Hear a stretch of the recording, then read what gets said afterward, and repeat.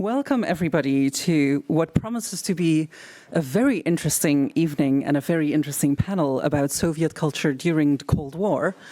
I'm sure you're here to listen to the speakers and not to me, so I'm going to try to keep it very, very brief, but I'll give you a very brief rundown of what this evening is going to look like, and then also take a bit of time to introduce the speakers. It's all very simple. 3 people will talk each for roughly 20 minutes. And after that, there is time for all of you to talk to each other and to the speakers over a glass of wine. So it's a very simplistic kind of concept, but I'm fairly confident that this is going to work very well because we have some fantastic speakers. The first one is Sudha Rajagopalan, who is a senior lecturer in East European Studies at the University of Amsterdam, who has been doing research on Soviet things and their presence in domestic spaces in India and Cuba. Sudha has been working on this project, but also has very recently published a new book about it, which, if after her talk or even before her talk you are interested in learning more about these issues, you can already download the ebook, and the paperback will come out next year, I think, right? I will also pass it around later so you can, have a look at it and get very curious about what's in it. Then after Sudha, we will have a talk by Susan Reed. We're very happy that she came all the way from the UK through the storm, braving the weather, to join us here. Susan is a professor of transnational and modern European history at the University of Durham, and she has expertise on everyday culture in Soviet Russia, and most particularly about its visual and material culture. So I think we might hear about even more Soviet things. And then our final speaker is Ksenia Robbe, who also braved the storm for perhaps a slightly shorter time, coming all the way from Groningen. She's a senior lecturer in European culture and literature there, and her expertise is in both Russia and South African literature, film, and visual arts. And she's currently focusing on transitions in the 80s and 90s, but also on memory culture. So it'll be an overall sort of evening talking about memories, things, nostalgia for a fairly recent past. And that is all I have to say. I hope you will enjoy this as much as I plan to enjoy it. And I'll let Sudha take over. Good evening, and thank you so much for coming here. And thank you, Josephine, for your words. And thank you, Susan and Ksenia, for braving the storm, indeed, to come here and speak with me at this event. Thank you, Artis, Guido, and Josephine, also particularly for giving me the nudge, because I didn't want to do an event around my book so centrally, but they kind of said, maybe it would be a good idea. And today, standing here with Susan and Ksenia, I'm very happy that you managed to persuade me. So, all right. So my book is about Soviet things in India and Cuba, right? It's what you might call an oral history of socialist globalization. It's a study of Cold War history, but one that is grounded in the local, because classic Cold War histories emphasize institutions, agreements, trade figures, endlessly. But geopolitics without people is what we normally have. But I ask instead, what does the Cold War mean in everyday life? One way to consider geopolitics in this contextual, grounded fashion is to speak to people about their experience of the period. Would seem self-evident, but so few people do it, actually. In this quest to hear people's stories, objects are very useful because they help people anchor their accounts and structure their memories. Objects mark places, they mark experiences, but they also mark relationships and emotions. And suddenly the Cold War story is about a lot more than just what we're used to hearing. These objects' acquisition as gifts or as purchased commodities and subsequent use and display in homes, this is what I mean by journeys. This is what constitutes their journeys. And the biographies that they're connected to, the people who own them and who speak about them, these are the life or the lived experiences that I speak about. So I chose India and Cuba because, well, despite their non-aligned status, in traditional Cold War histories, they're both seen as friends, ideological allies. And usually it's kind of left at that, right? We're supposed to assume a whole bunch of things based on the fact that these countries are friends. So perhaps they're also just passive recipients of whatever the Soviets choose to dole out. So this friendship story, I think, is one that conceals as much as it reveals, perhaps conceals more than it reveals. And my own lived experience kind of flies in the face of this meta-narrative of the Cold War.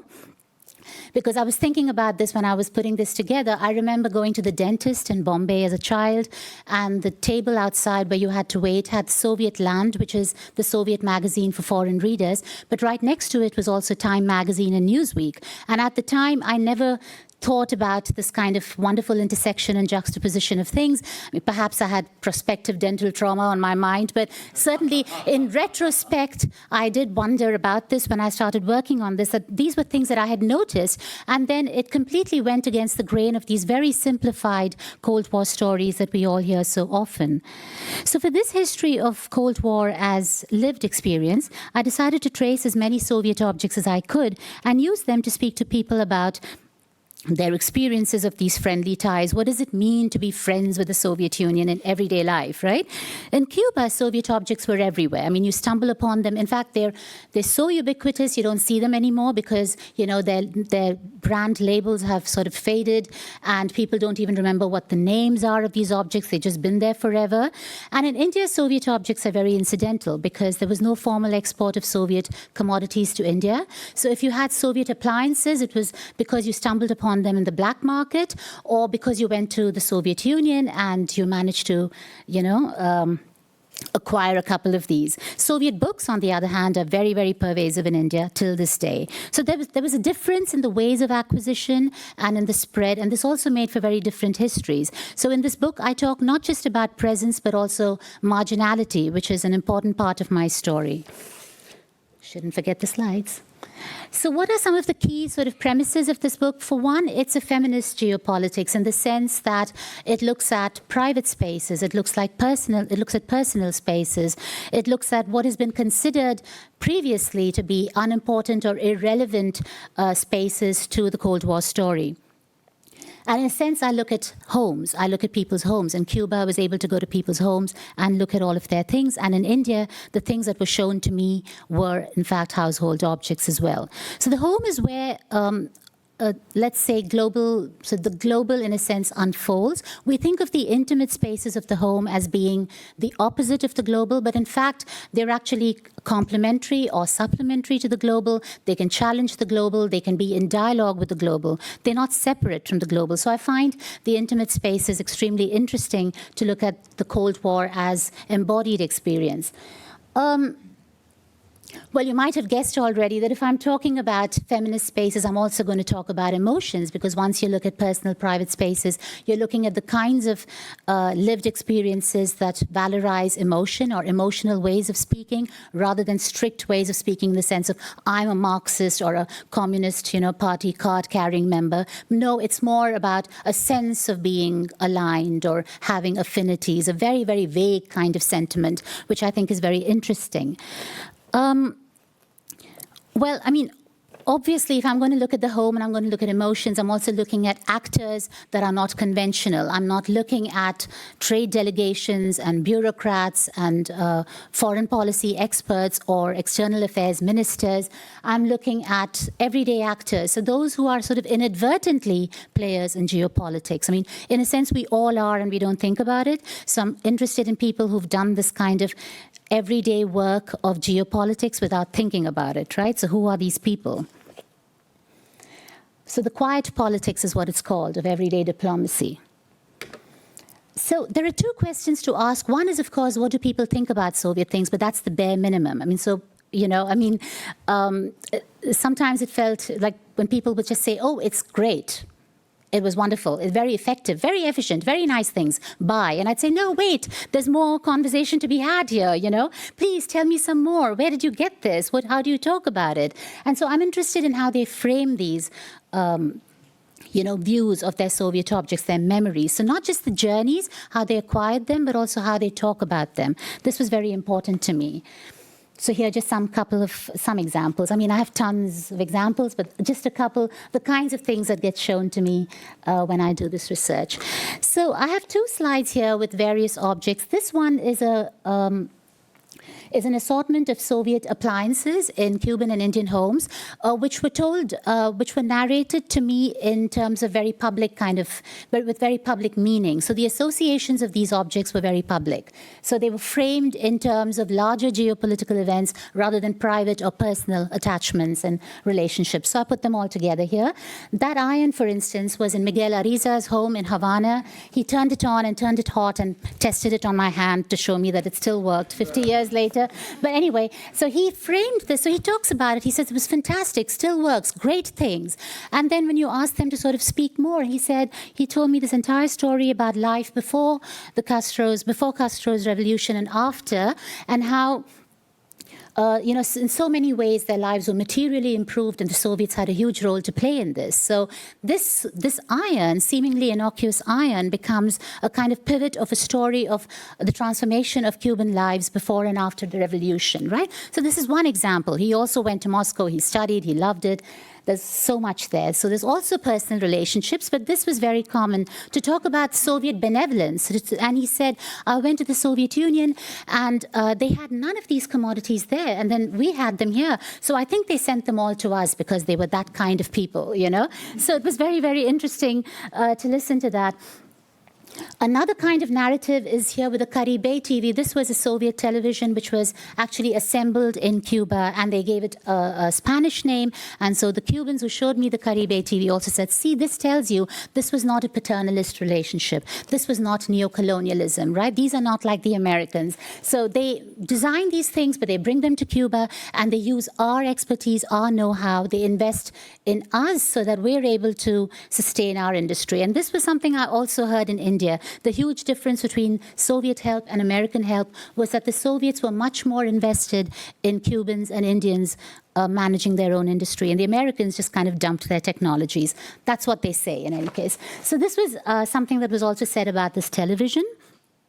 Also a home full of just numerous things. And also, another thing that I should mention is that all of these homes also have American appliances from before the revolution. So Cuba's revolution was in 1959, and there are American appliances that have lasted. So this whole story of, because we sold Soviet things, they completely believe in our way of doing things is completely, in a sense, the edges of that story are blunted by the presence of American appliances that work just as well 50, 60 years later. So the cohabitation of appliances is something that I speak about as well in the book, and what it does to the Cold War story of these discrete ideological blocks. Very quickly, the binoculars was an Indian woman in Delhi who remembered having acquired these in the 1970s or 80s. In India, you couldn't find Soviet commodities because they weren't formally exported, but her father went to Moscow and he bought these. And she said, we didn't expect it to work. It was just this very bulky looking thing, like all of their things. But I could see all of Jupiter's moons with it, so it was pretty impressive, and it still works, so she still has it. But then her story of the binoculars, once she went past this, was really about the accessibility of Soviet appliances, the affordability of Soviet appliances, and how people from the global south who couldn't afford appliances from Europe and America, because those were really for elite consumers, they could actually access these. So in a way, the Soviets got some things right. But there is always this kind of comparison with goods from elsewhere, which is really interesting and really important for my book as well. And lastly, just for you to know that there is gratitude, but there's also emotional distancing from Soviet objects. That air conditioner was shown to me very nonchalantly by a woman who runs an art gallery in Havana. And her husband was a war correspondent in Angola when the Soviets were involved in the Angolan War, and the Cubans were as well. And because he was this war correspondent and doing such incredible work, the Cubans decided to reward him with an air conditioner, a Soviet air conditioner. And her story was amazing because she said, I didn't want this air conditioner. So there was gratitude, but there's also this kind of emotional kind of distancing and scorn about Soviet objects, which is also important for the story. And she said, I didn't want this. I had 3 American air conditioners that had been working since before the revolution. Why would I want a Soviet one? But they insisted. And so it's still here in her gallery. And it's just important to me to document that kind of emotional kind of positioning as well, not just the, oh, they're so great and we're so grateful kind of story. So that's the public associations and public meanings. But then you also have private associations and private meanings. Here you have, again, an assortment of books. For instance, Soviet children's books were translated into all of India's languages. And in fact, so many of my Indian interlocutors didn't know that they had been reading Soviet books, and say, oh, I didn't realize this was Soviet. I mean, I thought this was just foreign, And they talk about Soviet children's literature, for instance, as being really a kind of wonderful complement to Anglo-American literature, to which also they had access. So again, we have this cohabitation of material cultures during the Cold War, not just these discrete experiences. And they'd say, well, we liked Anglo-American literature. We all grew up with it. But, you don't really know how to, or what to do with chestnuts and a fireplace. You don't know how to roast them in a fireplace. You're never going to. Whereas the Soviets actually had stories about going to work, tilling the fields, having a hard time in the factory. And so these felt more real to some of my readers, some of my interlocutors, not my readers. And that was so they said the Soviet literature is an interesting segue into adult sensibilities, right? The Cup and Saucer was a social, typical Russian gzhel of, I think, no, this is not gzhel, is it? No. This is, what is it called again? I forget. Yeah, Lomonosov, yeah. A porcelain cup and saucer of a social activist in Delhi who talked to me about having received this in her student years in Moscow when she went off. And so the Soviet Union offered scholarships to students all across the global south. And so she went off, she studied there, she loved it, she made lots of friends. And the interesting thing about the cup and saucer was that she used it to talk to me about how the Soviets enabled the passage of global south students into a kind of global citizenship in the way that Europeans didn't. So if you were in the 1960s, if you were a university student in India, the chances that you could go to London or Oxford or elsewhere were far slimmer. I mean, you had to belong to the elite, but you could go to Moscow, and there you could meet people from Cuba and Germany and America and Mali, and this was amazing. So for her, the cup and saucer became this kind of story about about this kind of transnational student solidarity that she remembers with a great deal of affection. And it was really wonderful to think about. And I think for these personal stories, and scholars talk about this, when they talk about the quiet politics of everyday diplomacy, they talk about hospitality, mutual care, relationships, friendships, the things that we think are uninteresting or irrelevant to geopolitics. They're really the social glue of how these things work at the level above, So it was very interesting for me to actually hear that story and to talk about it in my book. And lastly, the Soviet cookbook was a gift to a Cuban nurse who looked after a young patient who was exposed to radiation after the Chernobyl incident. So a whole number of, maybe thousands of Soviet patients were sent to Cuba for hospitalization.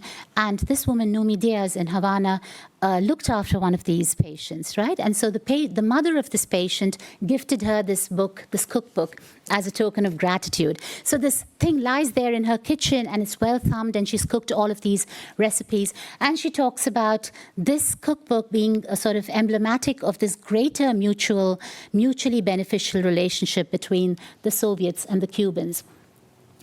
And this is gzhel. This one is a porcelain figure given to Rafael in, I forget his last name, Rodriguez, I think, in Havana, who did his PhD in Moscow and talked about how hospitable the Soviets were, how solicitous, how the Soviets made all kinds of things available, affordable, and sort of possible for Cubans in a time when they didn't expect this, and in a time when the Americans had shut all doors. So this figurine became an example of how the Soviets had, in fact, really nurtured their relationships with people in Cuba, but also other people in the South. Right? So here we see very different stories, personal relationships, emotions, mutual care, mutual engagement of all sorts, kind of the everyday acts of, peace building, really. Oh, and lastly, and how could I forget this? This is my favorite story, The Sun's Wind. This was the interlocutor who had this book talked to me about, he said, well, Soviet space books and American space books, both were very popular in India, right? So not just the one. But American space books talked about space like it was their kind of exclusive thing. That was his interpretation. And Soviet space books talked about space like you could participate. So he was lots of my interlocutors were very enthusiastic about Soviet space books because they said you felt like co-participants, whereas Americans kind of talked down to you in their space literature, but the Soviets didn't do that. And he said, I thought the Soviets were cleverer because their shuttles always landed in Baikonur, whereas the American ones always crash. So I thought the Soviets were just better at this than the Americans were. And he said, but at the same time, even though I had a preference for the Soviets, I knew there were hits and misses on that side. And he called it his typical non-aligned sensibility. So I guess that's what it was. So you see a whole bunch of associations here. So what do we learn from these journeys?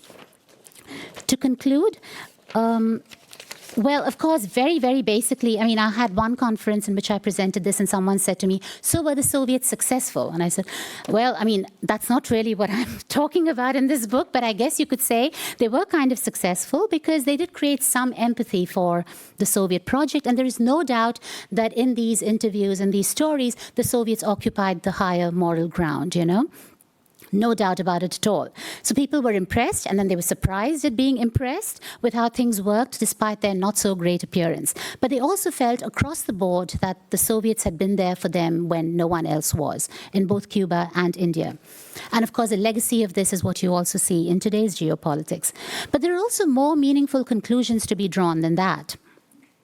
When we look at quiet politics, when we look at the home, when we look at emotions, we realize how important geosociality is. People who don't remotely imagine they have anything to do with big events are really the main drivers of everyday peace and everyday solidarities. Stories of hospitality, mutual care, and engagement abound. But we also realize that emotions are meaningful, even when they're not explicit or overly positive or negative, because there's plenty of work in geopolitics on fear and anger, but that's kind of boring to me. I'm kind of interested in these vague emotions, the sense of being friends, which is so ambiguous that you have to want to research this, right? So moderate emotions like gratitude and a sense of being friends can be a vital undercurrent in sustaining interstate relationships and generally favorable views of other places.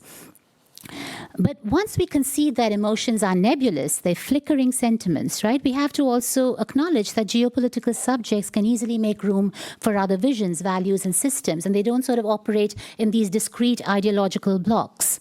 All my interlocutors spoke equally about local affinities, influences from other places, and often underscored that they felt no ideological attachment to the Soviet Union. So while geopolitical technologies were supposed to garner sympathetic publics, they didn't do that fully. Soviet objects, like all objects, tended to produce narratorial disobedience. They acquire other meanings in the lives of those who use them. What I saw instead is this routine display of liminality or in-betweenness, in between all of these various worlds. So we have no choice but to revisit the rigid epistemic ordering of the world that standard histories of the Cold War upheld. And looking at sites outside of the center of this ideological duality, so looking at sites away from America and Europe particularly, we're compelled to speak instead of an alternative cosmopolitanism. Consumers of geopolitical objects chose from multiple intersecting histories and discourses to articulate their position in the world. And second, what on the surface seems like an undifferentiated friendship was experienced with varying degrees of intensity in everyday life, to the point of being collective affect rather than personal emotion, just something that everyone says and not necessarily something you always feel. So let's end with this. This is Miguel Ariza's Crown Amplifier. The Crown Amplifier comes from Japan, but he just kind of positioned his Soviet turntable on top of it. And I find it really, he does this all the time in his home. It's just fantastic. And I think it's emblematic of this messy, complex, subjective experience, one where intersecting histories coexist. Remember the Soviet Land magazine and the Time magazine that I talked about? It was only 17 minutes ago. And in fact, they enhance the meaningfulness of each other's presence. So seen this way, you can tell that there are multiple stories of the Cold War as intimate, embodied experience waiting to be told. Thank you. Right.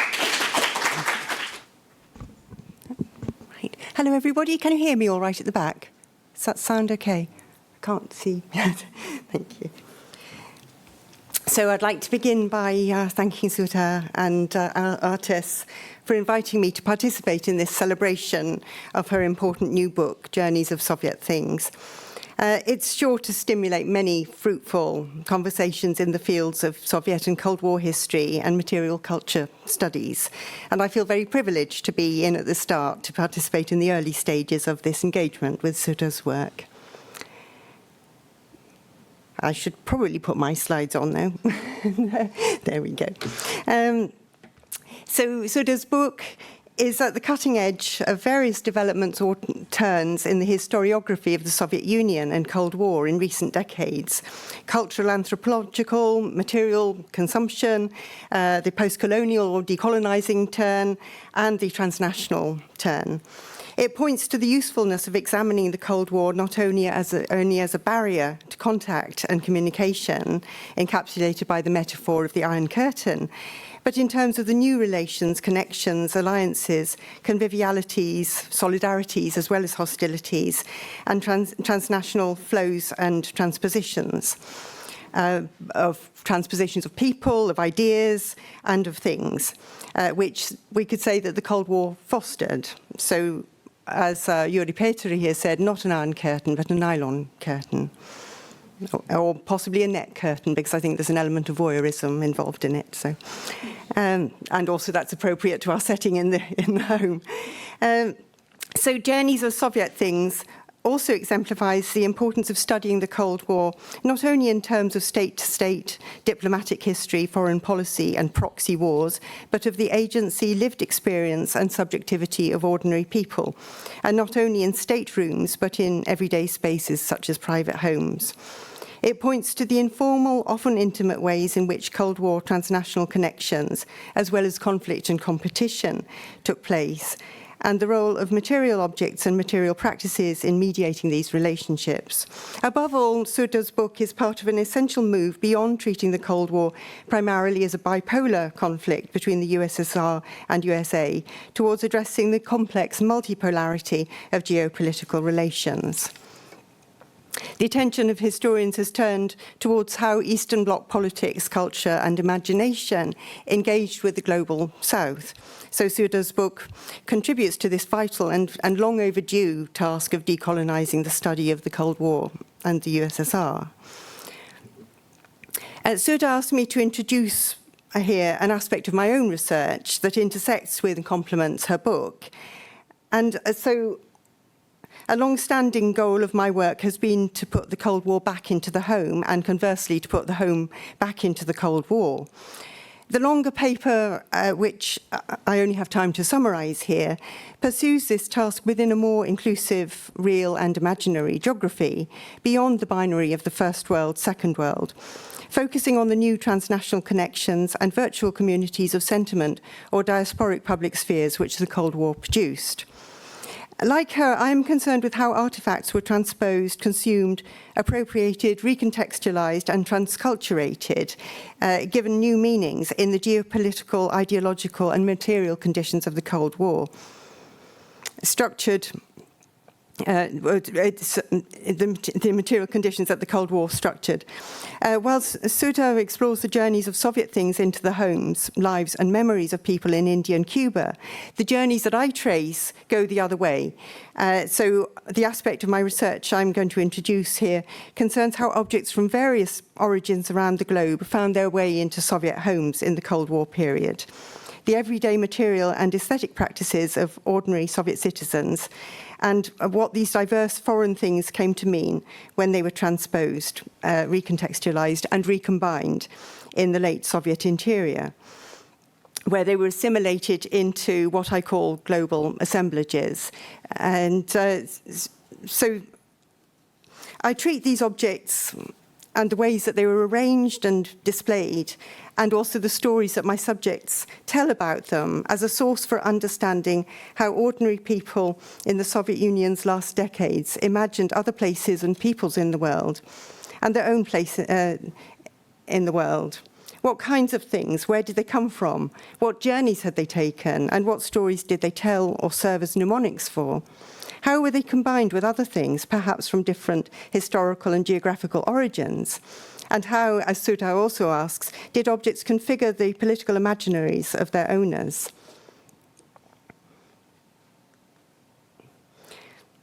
My main sources are also interviews, an oral history and visual ethnography project, which I conducted in the mid-2000s with around 80 Soviet individuals, mainly women, born in the 1920s and 30s, who in the early to mid-1960s had moved into new separate apartments in Hrushchevki.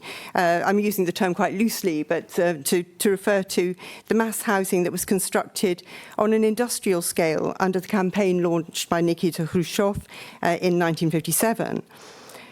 I see this mass move experienced by millions over the next decade as a major watershed in Soviet social experience, stimulating the formation of a primarily urban consumer society. Elsewhere, I've discussed vernacular material practices of national and local identity production, how late Soviet domestic curators materialized imagined communities of the nation, often set in an idealized pre-industrial past, through the selection and arrangement of pictures on their walls. Such domestic national galleries remained important throughout the Brezhnev era and beyond. So this slide shows the interiors of a Russian family in Kazan. And then these two on the right, the two on the right are an Estonian in Tartu. So the Russian ones are amateur paintings of the river Volga. But here I'm focusing on everyday material practice that suggest a more international or even transnational imagination. My oral history and visual ethnography data demonstrates that some Soviet domestic interiors compiled in the 1960s to 1980s were surprisingly eclectic cosmopolitan spaces, magpie's nests of fragments drawn from the world at large, despite limited access to travel and to foreign consumer goods, media and information. The urban European Russian Soviet home was the destination for cultural artifacts and consumer goods appropriated from elsewhere, a contact zone where transcultural encounters across Cold War boundaries took place in the form of objects representing those other places. This term, global assemblage, I'm using to describe the practices both of haphazard accumulation and more systematic collecting and ordering or curating of things from diverse geographical origins and the resulting arrangements of things. I consider global assemblages as a vernacular practice of imagining and learning about and making sense of the world and of one's place in it, and for representing and communicating that understanding. Home is a site for rooted local positional knowledge, and imagination about the world, for curiosity about other places and people, ways of life, and also for consumption and display and presenting the self. How do these aspects, the self and the world, the intimately personal and global, local and international, come together there? By excavating the provenance and the sometimes circuitous journeys of foreign objects in late Soviet homes and the ways that they were then incorporated into domestic global assemblages, I hope to better understand the geography of the late Soviet self-construction beyond the binary East-West confrontation. In the context of the new multipolar geopolitical relationships that the Cold War order produced. As my sources show, these transnational imaginaries were not limited to a binary picture of the world divided into socialist and capitalist camps, first and second worlds, or structured by simple, stable categories of them and us. So I'm interested here in what place the so-called third world or the emerging affiliates of the non-aligned movement held in the Soviet vernacular imagination and intellectual curiosity. The home may seem an unpromising and paradoxical site to investigate these transnational flows, mobilities, or global subjectivities, although I think the Sudha has probably persuaded you that it's a perfectly viable one. But this sense of it being the hyper-local, how can you then try to study the transnational in this intimate, very localized place? But even in the late Stalin period, when this painting was produced, this was the nadir of anti-cosmopolitanism, the Stalinist campaign against rootless cosmopolitans, mainly Jewish or Armenian intellectuals and specialists. And at this time, also coinciding with the onset of the Cold War, this was a time of xenophobia, of isolationism, autarky. But even then, it coexisted with the value of socialist internationalism in public culture. An international outlook, being educated about other cultures and commanding foreign languages was part of being a well-educated, well-rounded person. Soviet public culture envisaged the home as a vantage point from which citizens should learn about the world and their place within it. So this duality is illustrated by this very well-known late Stalinist painting, Alexander Laktionov's Moving into the New Flat from 1952. It's a socialist realist work depicting a model Soviet family moving into a presidential new apartment as a reward for the female head of family's heroism. And what I want to draw your attention to, though, is not so much the portrait of Stalin there, but the detail on the right, where I've blown it up. And there's this combination of the radio and the globe. And I've taught with this painting for years, decades.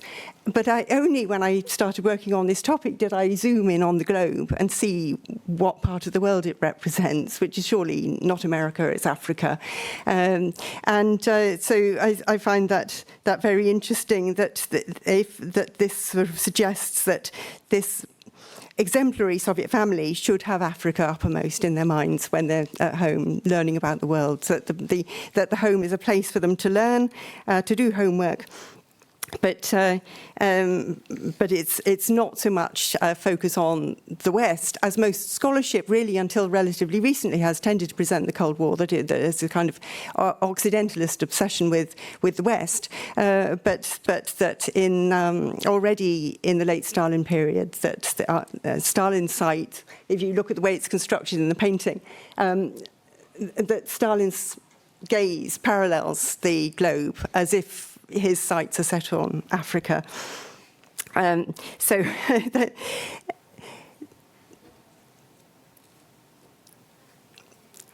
Moving on, because I'm running out of time, I think. So after Stalin's death, his successor, Khrushchev, pursued a more internationalist policy of peaceful coexistence. And this opened up the possibilities for travel and also the very important development of an aid programme, particularly from 1961. I want to just, in my last... How much have I got? Yeah, right. So I want to very briefly introduce these the different ways that things enter the home. I'm sorry, every time I turn around, you lose my sound.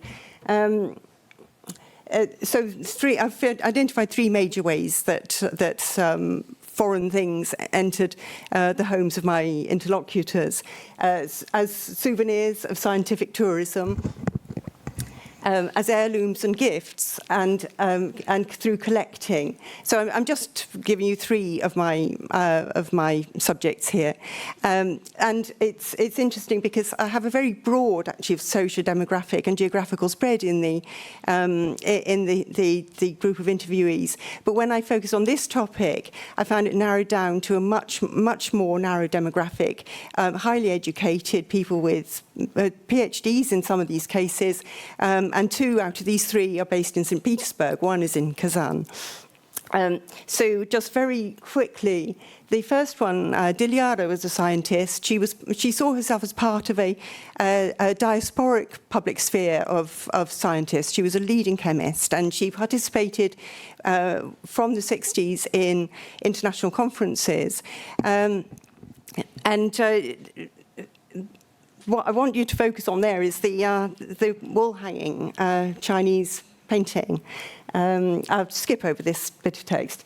But so you might assume that she'd been to China, or that she'd received a Chinese visitor, maybe at a conference, had something to do. No, this came from Romania. She'd travelled to Romania, and she said there wasn't anything Romanian to buy, so I had to buy a Chinese painting.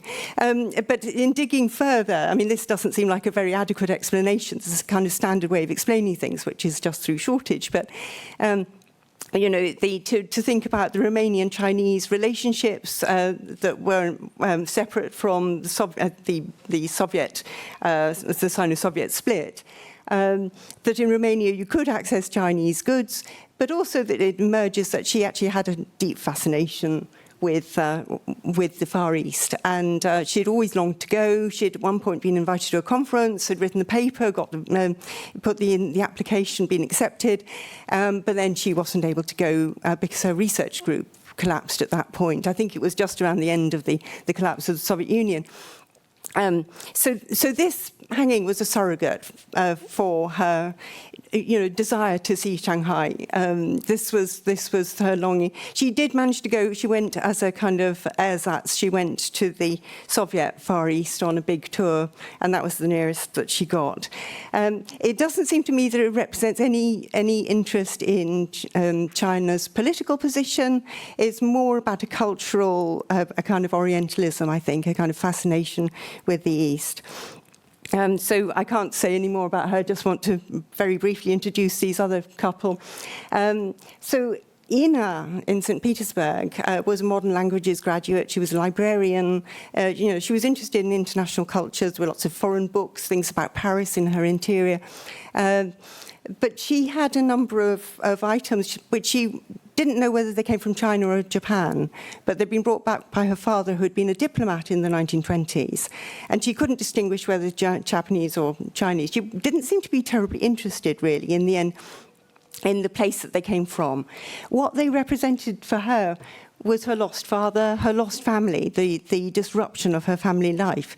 And these fragile remnants of services that her father had brought back were all that she had to remind her of him, because he had been purged in the 1930s in the Stalinist purges. So this was a relic of her family, of the lost kind of wholeness. And she talks about how her mother had tried to get rid of this service, and she wanted to sell it, and lots of it got broken, maybe deliberately, but these last little bits that she had been able to preserve. And I just, since we're in Amsterdam, I thought it was interesting that she has combined in her cabinet the Dutch tile at the top with the Chinese or Japanese, as she says, ceramics. There we go. And then finally, Alexandra, who's a collector, and she collected ceramics and fine glassware. She had some, really important items in her collection, including from Central Asia, Soviet Central Asia, from the Baltic, but also from further afield. And the little elephant, I don't know how well you can see it in the middle there. So that came from Indonesia, and her connections were really with Indonesia, because she funded her collecting habit thanks to her son, who in the very early 1960s was recruited to go to work in Indonesia as an interpreter. And Soviet aid workers and language teachers and interpreters were relatively well paid. So he had hard currency, and that allowed her to get a better quality, bigger flat, but also to travel a lot and to put together this collection, which is from lots of different places. But I'll show you another couple, and then I really must end. In the way she talks about this collection, the different items, she's very knowledgeable about the history of some of the ceramics, about the nature of the glazes, where they came from, including some rather transnational stories about the history of the technology. But she arranges them in ways that make you go all over the world to follow the different items in the collection. So she'll say, this is from France, this is from India. I think I should have, sorry, I'm to fast forward, I think. Yes, here we go.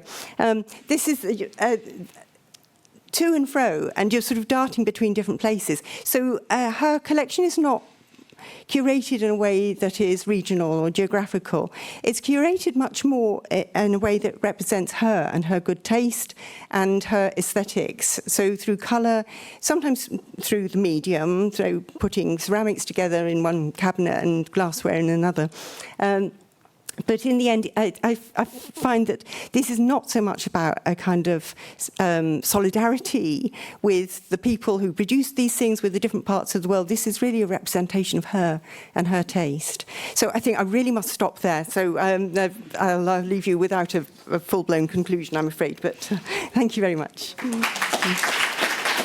Yes, so thanks so much. I want to start with thanks to Sudha, to artists, to Guido, for inviting me here and for the possibility of this conversation, for the possibility also to read your book and enjoy it thoroughly, Sudha, and also for the joy of traveling to these things, both Susan and Sudha, many of which I grew up with.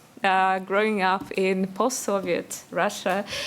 So this blue porcelain cup, this Lomonosov factory cup, is something that I drank from, and this Khrushchevki is something that I grew up, okay, that should be better. That's quite loud for me. Grew up among, so that's really a particular joy, and also reading your book and listening to you now made me again think about myself as sort of a product of Cold War solidarities, projections. When I was choosing to do African studies, when I chose to do that, and was in the late 90s, I was very much motivated by my older brother, who went to an Indian school in St. Petersburg, in Leningrad back then, and who then did Indian studies at university. And that was a completely normal thing. So that was nothing exclusive. He went to the school just because it was around the corner. It was available. So it's really great to go back on this journey. But what I will be looking at is a perspective on these Cold War solidarities from contemporary South Africa. And unfortunately, I won't have so many pictures and I won't have so many objects, but I will speak about the role of materiality, embodiment, and emotions in the memories of Cold War transnational solidarities with South Africa. In particular, how the material, the affective, and the personal are invoked in contemporary literary and artistic reflections on the 70s and 80s.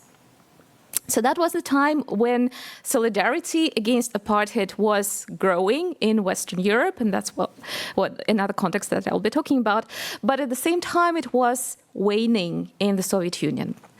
So to give you a bit of a background regarding the Soviet Union and Soviet South African solidarities, from after the Second World War and until the late 80s, the Soviet Union was providing support for the anti-apartheid struggle through military training and education of ANC members, through assistance in liberation struggle in the neighboring countries around South Africa, with which the apartheid South Africa was in war during the 70s and 80s. Also through diplomatic means in the UN, and also through cultural ties, by promoting the cause against apartheid in the media and publishing South African writers who spoke against racism. But during the 80s, support for these causes among the Soviet publics was diminishing. And around 1990, Mikhail Gorbachev, the General Secretary at that time, when the country was in deep crisis, decided to stop providing any assistance to the ANC, to the African National Congress.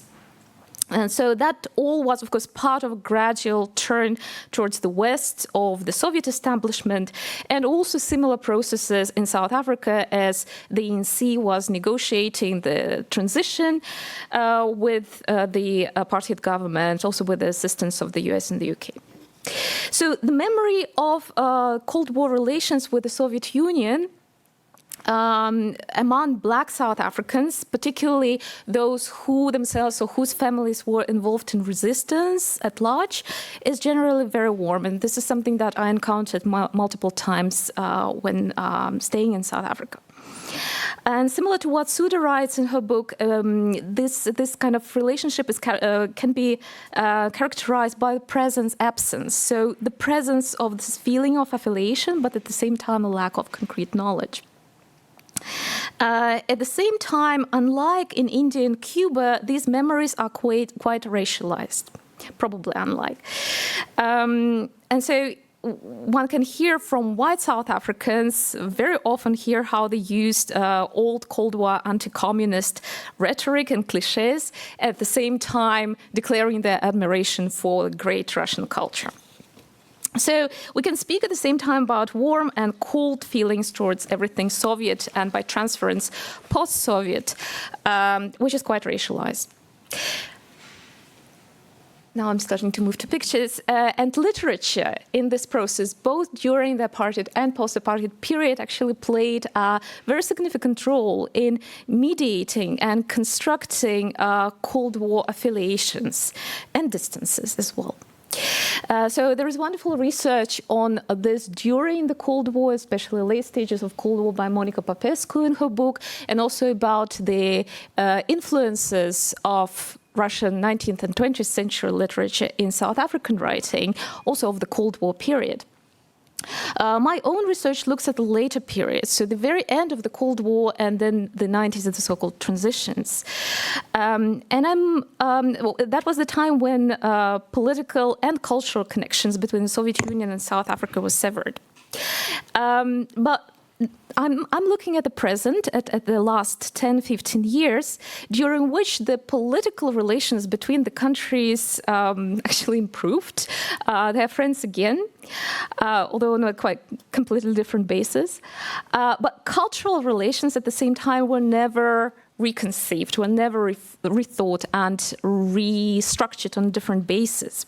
But what I'm trying to suggest in my research is that despite this lack of relations in the last 30 years, we can observe very distinct similarities in how these countries and their cultural productions deal with transitions. But now I won't be speaking about that. I will be speaking about the memories of the 70s and 80s and the solidarities, anti-apartheid solidarities. So, and this is something that I wrote about a few years ago. So basically, what I'll be saying, the longer versions can be found there.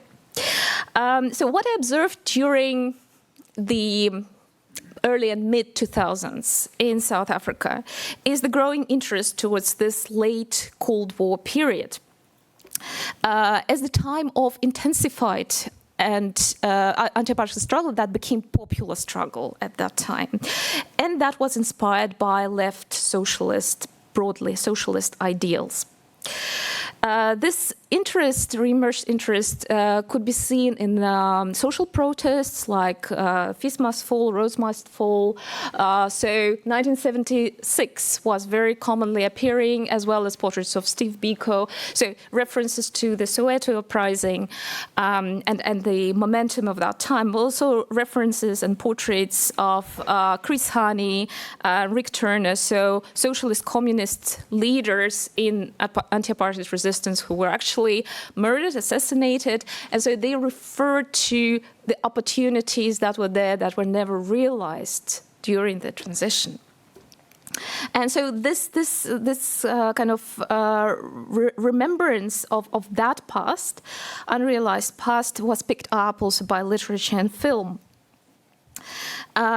These productions were also very often referring to family members who participated in anti-apartheid resistance. So they were creating close and more intimate relationship to the earlier generation's life under the conditions of racialized colonial exploitation and different types of resistances. Ultimately, those productions, I suggest, revise and nuance official narratives of memorializing, creating a memorial complex of anti-apartheid that we can encounter today in museums, in school education, and state rhetoric. So I'll just briefly talk about two examples of this trend. The first one is a novel by quite a well-known South African writer, Imran Kuvadi, of Indian background. Tales of the Metric System was published in 2014. It is a series of interconnected stories about everyday life and resistance during the late 70s, with some episodes taking place in the present.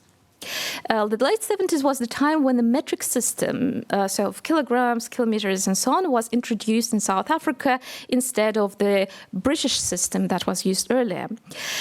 And that was actually also the time when television was first introduced in South Africa, so quite late in 1978.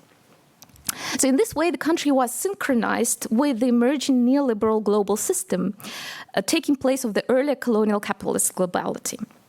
By focusing on the earlier rupture and turn in the 70s, the novel revises the official narrative narrative of a total break between apartheid and post-apartheid in 1994. It conveys, for instance, how Black or Indian activists were becoming super rich already during apartheid, prefiguring corruption among the post-apartheid elites. And so this transition to the metric system is depicted through the eyes of a young Black urban person in 1973, or rather how the narrator is imagining this perception of the young Black person. And the narrator is speaking to this character, Victor, in the second person. And he says, "You were not familiar with liters, not to say centimeters, kilograms, and electricity sold in bundles of kilowatt hours. The terms had the ring of the space age, the vocabulary of astronauts and cosmonauts. You had heard about the successes of George Foreman, studied the indistinct portrait of the world heavyweight champion in the same newspaper where you read that the Vietnam War had ended." So this is kind of this representation of what I started to think about as presence absence and this eclecticism of reference. So you hear something, you are feeling as being part of this world, of this worldliness, without a clear knowledge and clear narratives of what it was. But at the same time, there is reference to the competition between the astronauts and cosmonauts, so the US and the Soviet Union, and also this match between George Foreman and Muhammad Ali in '74. And the Vietnam War. So all that is present at the same time in the consciousness of a young person consuming the media. And so this narrative focuses on the details of an ordinary South African's daily life as a reflection of global processes, and thus the production of new subjectivity is a battlefield of competing and overlapping discourses. The narrative of the novel also, through such means, deflates the myths of monolithic repression or uniform struggle. One of the chapters represents a meeting between ANC activists, British leftists, and Soviet officials at the Soviet embassy in London in 1985. And it draws an interesting parallel through the eyes of a British writer between South Africa and the Soviet Union and their transformations from communism and apartheid to capitalism. So he observes, I would say, like communism, there is something inherent in that system, and he's talking about apartheid, which degrades people in their own eyes. But when you have money, you can admire yourself again. Despite all this talk of socialism and communism, you might end up, and he's addressing South Africans, you might end up as the most capitalistic country in the world. So this comparison is interesting. One can agree or disagree with the comparison between communism and apartheid that he draws there. But what is important for me here is that it focuses on the similarity of transformations and where both society, due to the character of these transformations, ended up. So now I think I have to skip. I would love to speak more about the novel, but I think I have to skip to the exhibition that I also want to say a few words about. So this exhibition called A Labor of Love and was a part of a project that took place between Germany and South Africa in 2015 to 17. This curatorial project recollected solidarities around anti-apartheid resistance between South African artists and West German collectors during the 80s. The project started as an encounter between Black German curator Yvette Mutumba and a collection of 600 art objects. So here we're coming to objects that had been stored in the Weltkulturmuseum, former ethnographic museum in Frankfurt. They had been stored there since 1987. When they were exhibited just once in the context of a solidarity campaign, and then they were packed and stored in boxes.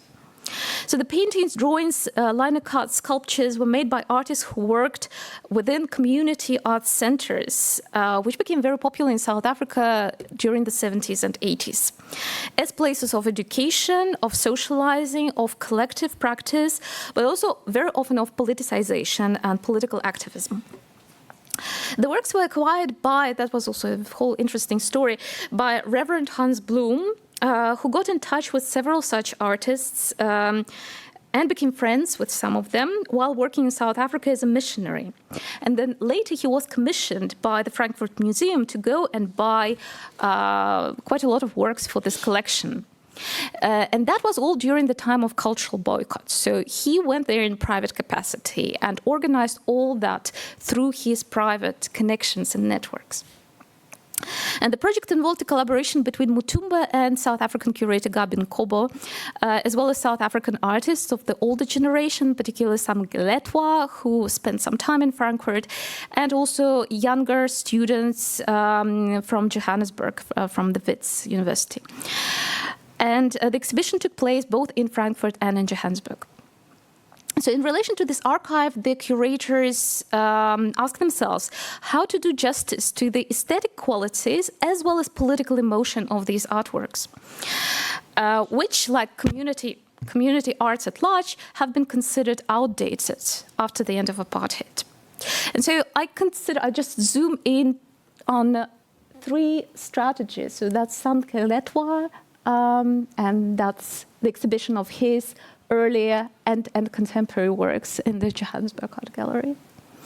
So I'll zoom in on 3 strategies that the curators used to reanimate this archive, make it relevant today.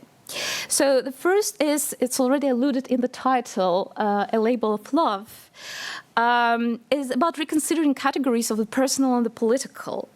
So they insist against the stereotypes of community arts, which, especially after apartheid, came to be seen as purely decorative and domestic. They insist that community arts was political and was international, and that it is relevant aesthetically. And also that was art that was against apartheid, but at the same time it was meditating on themes like love and personal relations and friendships and what have you. Through these associations, they kind of give a cue to interpreting these works and what they're about, what they mean today also. The second one is that the exhibition zooms really into the material practices of collecting, assembling, categorizing, buying, acquiring these works. So the materiality of this whole practice and what this whole process is meant then and mean today. So the exhibition some of the sculptures were exhibited with price tags on them. Some of the works were shown together with the invoices and inventories from Hans Blum's archive, so displaying how exactly he was acquiring these works and what it meant. And of course, that was an unequal relationship, and that's what the exhibition also reflects on. But it was also about friendship and connectedness at the time of cultural boycott. And one of the essays in the catalog also reflects on how emotional was the meeting between Sam Geletwa and Hans Blum 30 years after. It also aspires to reinvigorate the perspective of art on art as a practice of education, collaboration, and creation of socialities. And the third strategy, and the last one, is the creation of new artworks in dialogue with the old ones. And there was a whole series. So here, for example, work by Chad Kadera, a student who produced a riff on the well-known work by John Mofangejo. So we see also giraffes there, but it's called -1 giraffe in 2014. The giraffes are blindfolded, they are carried away from their natural habitat. And so that also establishes a dialogue across the apartheid and the post-apartheid, contesting a dichotomy between these periods that is very often created in projects of memorialization. So just to sum up, this novel and this exhibition are just examples of how anti-apartheid resistance today is reconceived and represented as something material, embodied, and closely related and relevant for the present.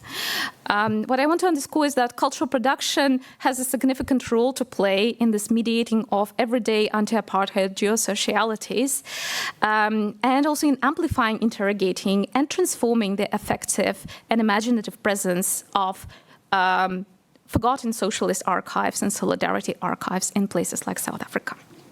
Thank you very much. All right, we've heard about many things. We'd like to invite you all to thank our three wonderful presenters once again for all this interesting information.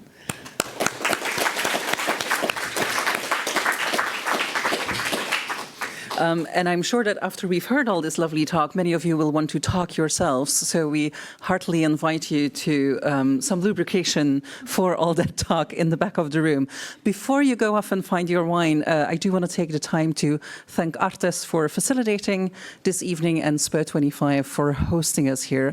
But thanks again. It was lovely to hear about this.